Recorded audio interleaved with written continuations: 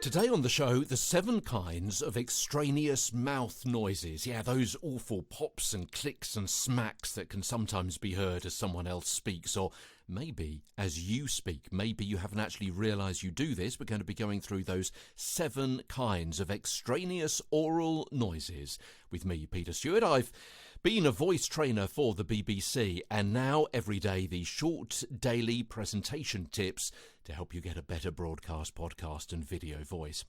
Yeah, these pops and clicks and smacks may be amplified by a microphone and also audio processing as well, to such a degree it can sound as though you've been eating Rice Krispies or gargling with that space dust stuff that we used to have as kids. Is that still around, that popping candy? I don't know. But those 7 kinds of extraneous oral noises, well, too little hydration-related mouth smacks. At a basic level, such noises are the slight smack as someone opens their mouth to speak. Now, bear in mind, if you're wearing headphones or earphones, then I'm going to be demonstrating some of these, which may not sound terribly nice. But something like that kind of thing, not very nice at all. Also, there's number 2, might be too much hydration-related mouth smacks caused by over-salivating.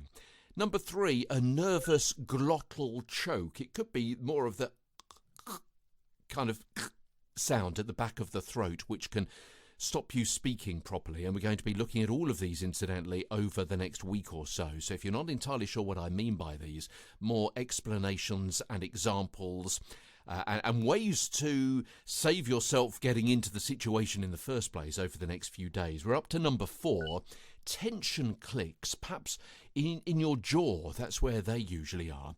Mouth shape pops. Well, there may be a variety of other pops because of, well, essentially how you're built. Number 6, clicks caused by mouth changes. The changes and alterations within your mouth, some of which you may have made yourself, and other changes which may just come naturally and unfortunately. And number 7, subconscious vocalisation. It could refer to a subconscious addition of a sound when you go to start a new sentence or a new story. So we're going to be spending some time looking at each of these in turn over the next week or so. Tomorrow we'll start with hydration-related mouth clicks. Why are they an issue? What are they? And how to overcome them over the next few days. From London, I'm Peter Stewart.